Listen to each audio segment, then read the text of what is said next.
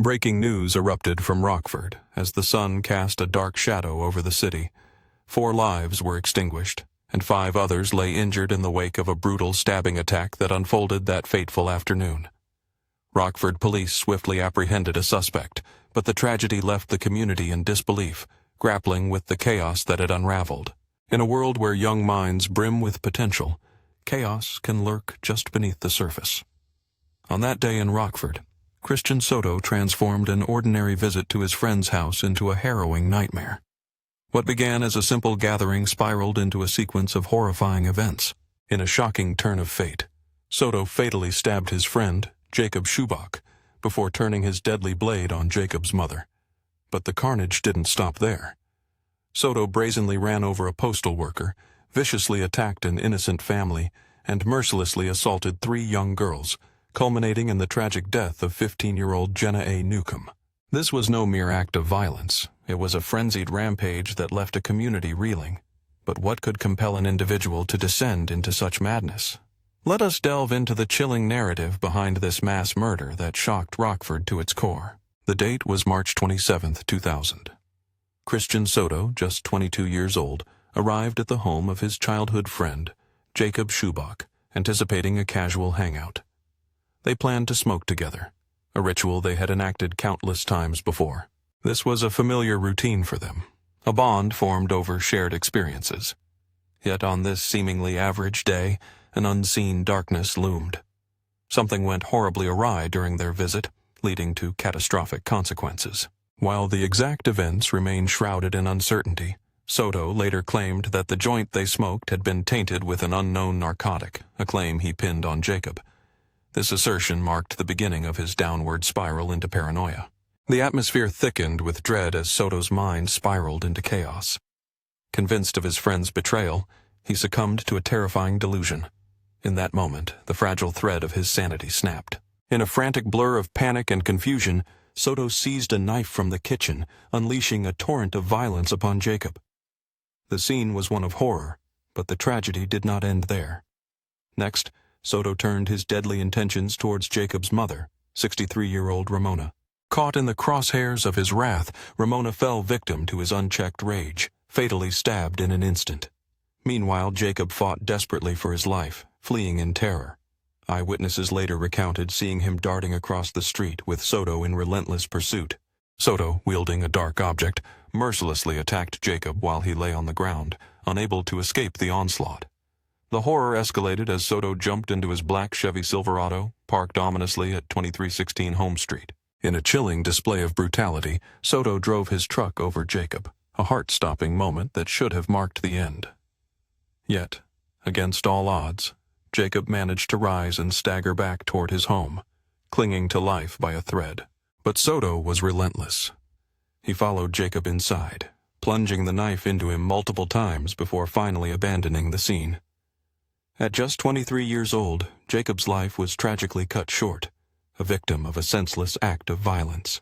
The rampage continued as Christian Soto drove his black Chevy Silverado to the 2200 block of Winnetka Lane, where he encountered Jay Larson, a seasoned mail carrier who had dedicated 25 years to his job in Rockford. A witness from 2217 Winnetka Lane became the first to witness the chaos unfold from the safety of his home. As the commotion erupted outside, the witness peered through the window, his heart racing as he saw Soto attacking Larson. With a black object in hand, Soto lunged at the mailman, delivering violent blows that left the onlooker in stunned disbelief. As chaos erupted, a witness opened his front door, only to hear the panicked cries of Jay Larson begging for help. With trembling hands he dialed 911, the urgency in Larson's voice echoing in his ears. In a moment of sheer terror, the witness slammed his door shut, locking it tight as he watched Christian Soto approach his house. Through the window, he observed Soto retreating to his black Chevy Silverado, parked just nearby. Soto emerged from the truck, brandishing a knife with a bright orange handle. Without hesitation, he lunged at Larson, stabbing him repeatedly in a frenzied attack. But the brutality did not end there. Soto climbed back into his vehicle. He accelerated forward, running over Larson with such force that the impact sent shockwaves through the scene, colliding with a parked car. Not content with the devastation, Soto reversed and struck Larson again, before speeding away, disappearing between the houses. Later, Shaken but resolute, the witness made his way to the Rockford Police Department. There, he was shown a lineup of photographs and, with unwavering certainty, identified Soto as the attacker, confirming the nightmare he had witnessed. The assault on Larson was just the beginning of Soto's reign of terror. As police tended to the aftermath at Winnetka Lane, they were inundated with 911 calls reporting yet another attack at 4803 Cleveland Avenue. Upon arrival, officers were met by Darlene, her son Jacob, and her daughter Kathy. They recounted the horrifying moment Christian Soto had forced his way into their home, wielding a katana-style knife. Darlene had just stepped outside to let their dog out when Soto appeared at the door. Without warning, he violently stabbed her on the left side of her face, just centimeters from her eye. The chaos that ensued was unthinkable, as Jacob and Kathy bravely tried to defend themselves against Soto's relentless assault. The brutality escalated. Kathy was stabbed in the chin, a grievous injury that left her in excruciating pain, while Jacob suffered slashes across his forehead and ear, unsure whether they were from the knife or Soto's furious punches. In a desperate attempt to protect his family, Jacob grabbed a syrup bottle, swinging it at Soto. The unexpected blow startled the attacker, forcing him to retreat from the home. With urgency, Darlene, Jacob, and Kathy were rushed to the hospital. Thankfully, their injuries, while severe, were not life-threatening. After receiving prompt medical care, they were treated and released, though the scars of their ordeal would linger. Jacob and Kathy were rushed to the hospital, urgency in the air. Their injuries, while serious, were thankfully not life-threatening. After receiving prompt medical attention, they were treated and released, but the trauma of the night lingered in their minds. Though they emerged physically safe, the psychological scars from the horrifying ordeal were evident.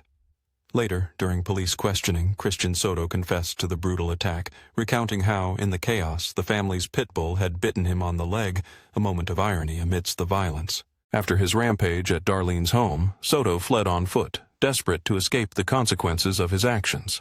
Meanwhile, as police and emergency services raced to manage the multiple crime scenes, they were alerted to another horrific incident at 4715 Cleveland Avenue. There, officers uncovered a grim scene. 2 injured teenage girls, known to us as Sheila and Kia, and the lifeless body of Jenna, discovered in the basement, a victim of a senseless act of violence. Jenna's body displayed clear signs of severe trauma. Sheila, who was quickly transported to the hospital, had suffered a grave fracture, numerous lacerations to her head, and significant bruising on the left side of her torso, a testament to the brutal attack they endured. Kia bore the visible marks of the assault, with bruises marring her left shoulder, arm, and leg. These injuries poignantly highlighted the brutality of Christian Soto's attack that day, a relentless display of violence that would haunt the victims forever. Detectives turned their attention to Kia, who had been spending the night at her friend Jenna A. Newcomb's house. The 2 friends had settled in for a cozy movie night in Jenna's basement, huddled around a laptop in the warmth of her inviting bedroom. Meanwhile, Jenna's sister Sheila was upstairs, unaware of the nightmare that was about to unfold. Sheila made her way downstairs, her heart racing as she delivered a chilling warning. An intruder had broken into the house. The intruder wasted no time.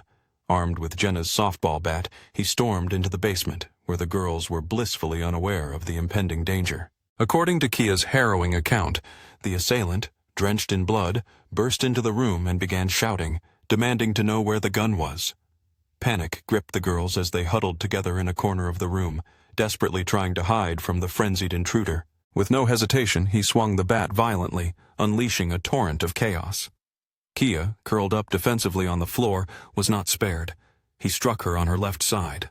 Despite her efforts to shield herself, Jenna too was hit multiple times, ultimately collapsing from the relentless blows.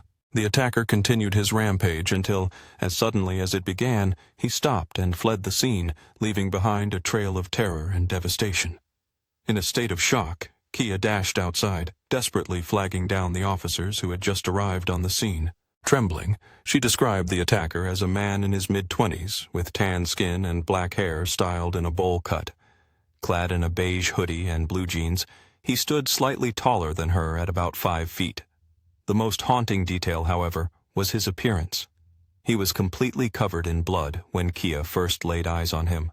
Detectives also sought out Sheila, who recounted her harrowing experience during the attack. She had been in the kitchen preparing a snack when the suspect burst in through an unlocked rear door.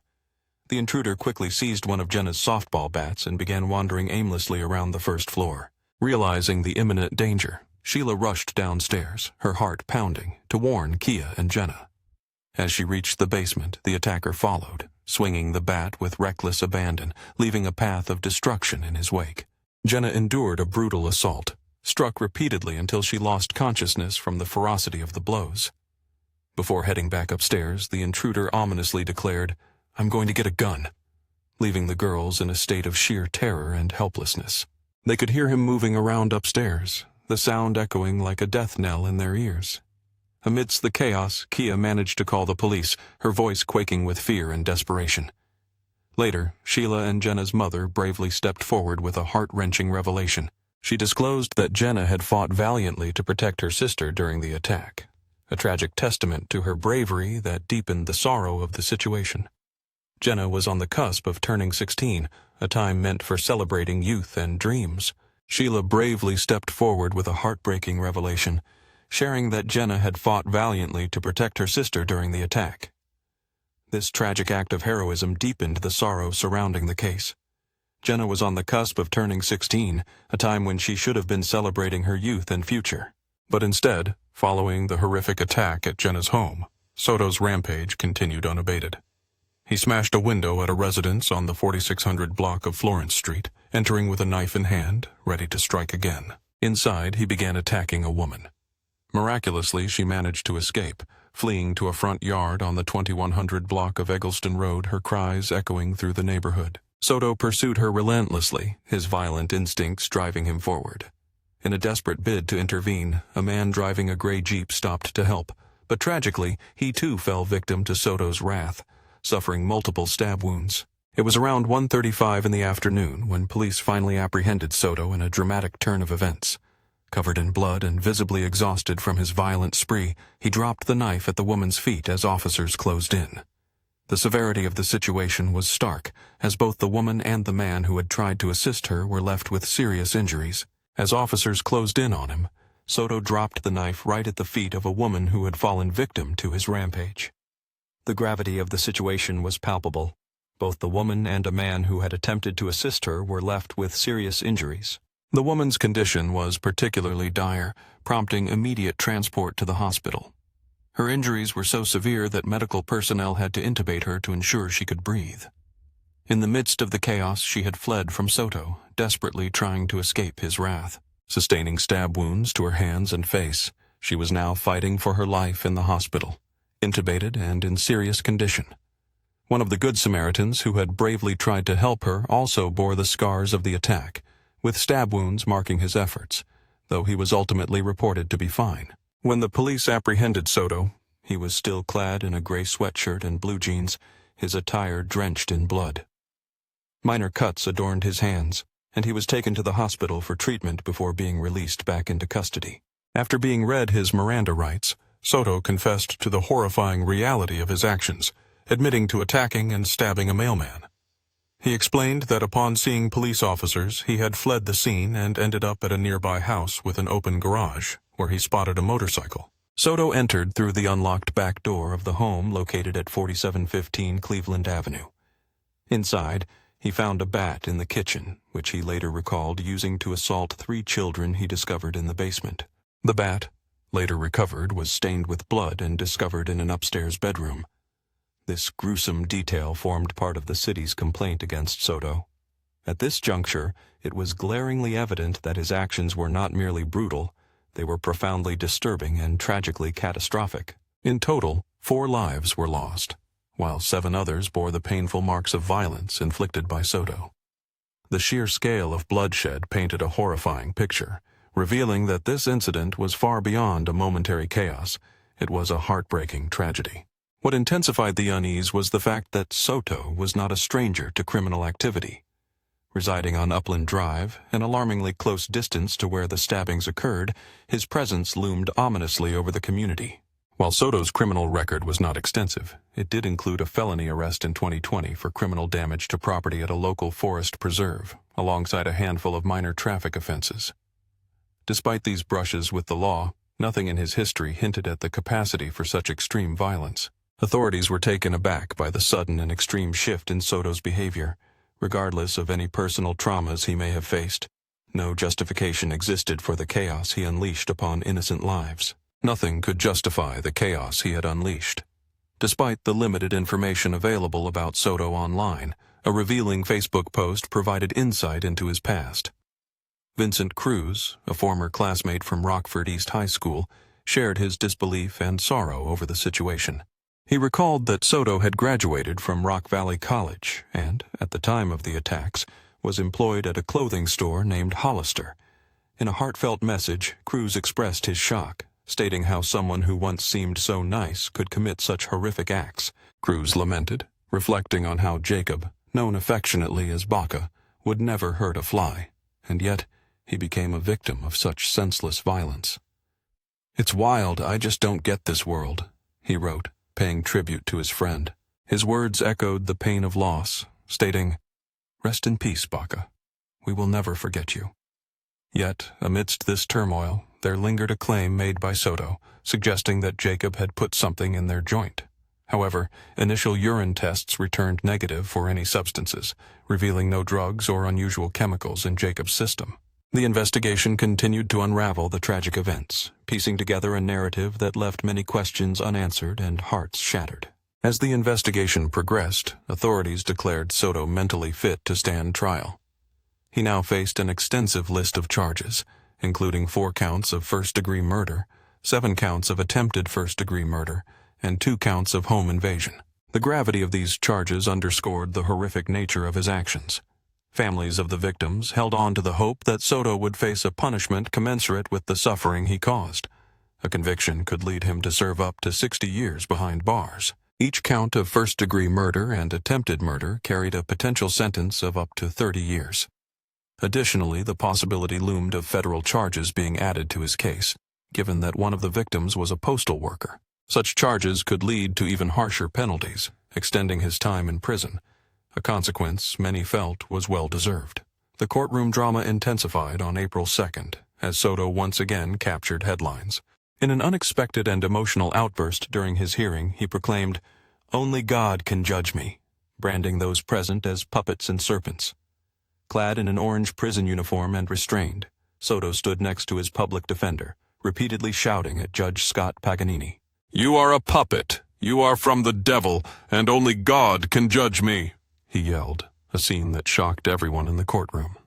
The case had drawn considerable attention, igniting a variety of reactions from the public and those directly impacted. Rockford Mayor Tom McNamara emerged as a prominent voice in the aftermath, emphasizing the need for the community to heal. He shared a poignant message from Jenna's mother, who wanted everyone to know that her daughter died a hero, saving her sister and friend from further harm. In a tragic act of bravery, Jenna A. Newcomb lost her life while saving her sister Sheila and her friend Kia, shielding them from further harm. The community mourned the loss of Jay Larson, a cherished postal worker who dedicated over 2 decades to serving the residents of Rockford. Ruth Mendoza, an inspector with the U.S. Postal Inspection Service, spoke highly of Larson's unwavering commitment. She noted that Jay was doing what he loved most, delivering mail to the customers he had faithfully served for 25 years. His devotion to his work and the community left a profound void for those who knew him.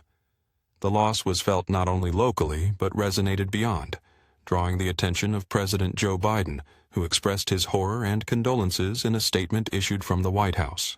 Biden extended heartfelt prayers to the families of the victims and wished for the swift recovery of the injured. He recognized the courage displayed by local law enforcement, stating, "We are grateful for the heroic actions of local law enforcement who confronted the suspect and prevented the loss of more innocent lives." The community's grief was compounded by the timing of this tragedy, which followed closely on the heels of another violent event. Just days before the stabbing spree, Rockford had been shaken by a tragic knife attack at a Walmart, leaving the community reeling. The weight of these tragedies bore heavily on the community, intertwining their grief in an unsettling tapestry of violence and loss. In recent months, a troubling surge of violent incidents involving young people has gripped the nation.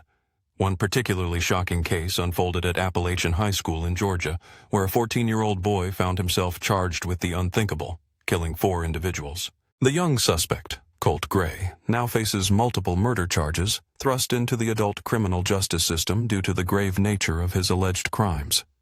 The weight of his actions echoes across the community, leaving many in disbelief. In a separate yet equally disturbing incident, a 15-year-old was implicated in a mass shooting in Raleigh, North Carolina. This tragic event claimed the lives of 5 individuals, including an off-duty police officer, shattering the fabric of the community and leaving it reeling in grief. As these devastating events unfold, it is crucial to remember that resorting to drugs as a means of coping will only exacerbate feelings of despair. Healthier avenues for support and coping are essential during such tumultuous times. If you ever find yourself feeling unsafe or in danger, do not hesitate to seek help.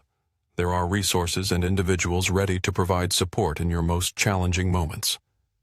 Though the world may feel overwhelming, you are not alone in this struggle. Recognizing the limits of what one person can endure alone is vital.